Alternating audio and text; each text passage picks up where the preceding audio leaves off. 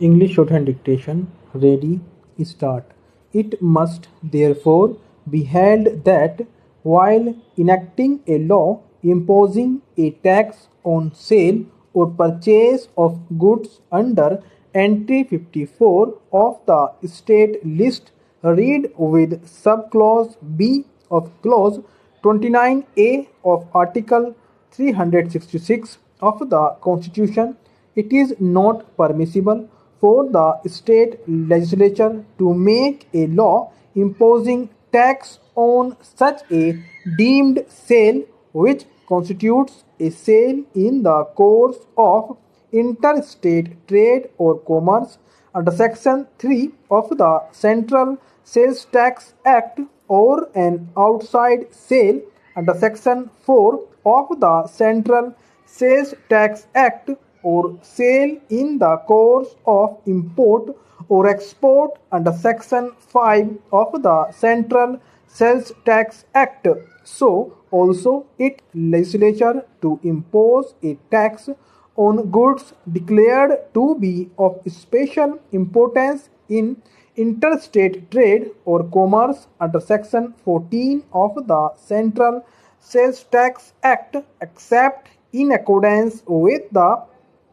restrictions and conditions contained in Section 15 of the Central Sales Tax Act, after laying down the scope of power of the state legislatures to enact laws imposing tax on the transfer of property in goods involved in the execution of a works contract. The court discussed various aspects relating to such laws. One important aspect discussed by the court was when the tax could be imposed, on what value it was to be imposed, and how to measure such value.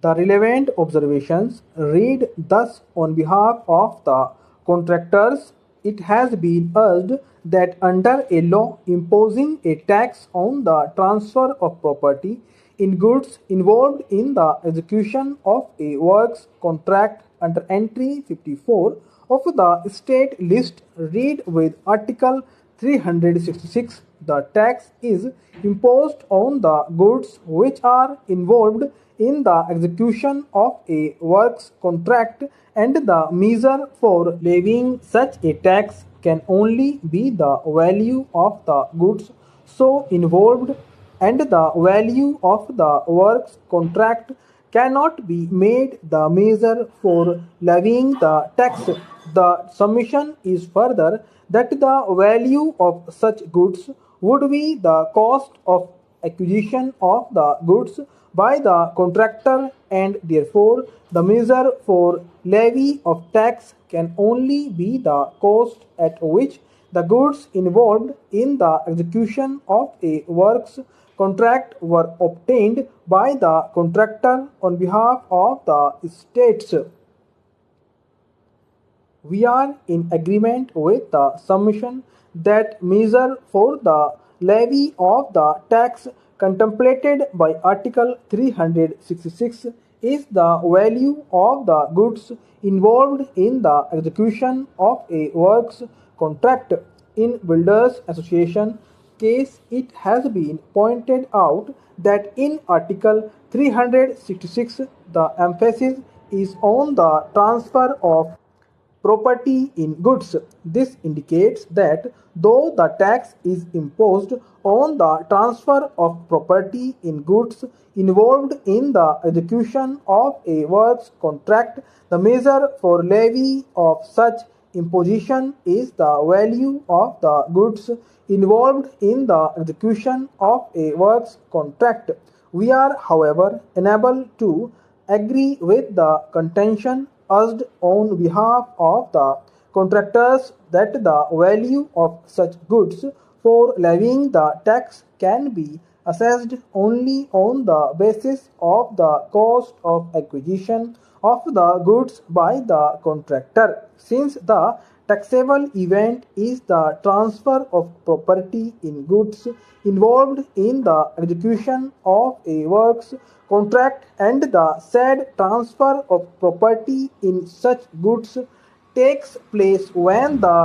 goods are incorporated in the works. The value of the goods, which can constitute the measure for the levy of the tax, has to be the value of the goods at the time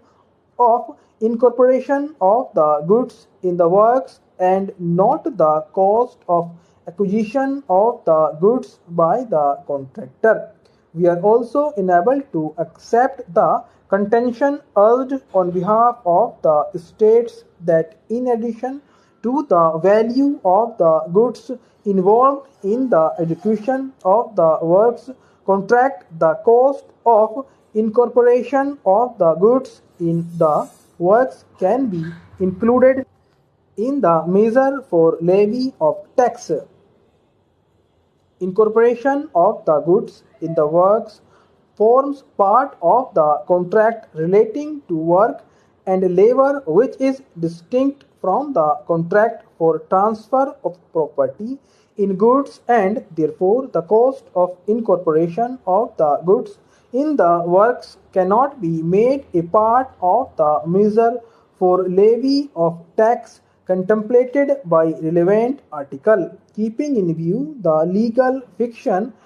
introduced by the 46th Amendment, whereby the works contract, which was entire and indivisible, has been altered into a contract which is divisible into one for sale of goods and other for supply of labor and services. The value of the goods involved in the execution of a works contract on which tax is leviable must exclude the charges which appertain to the contract for supply of labor and service.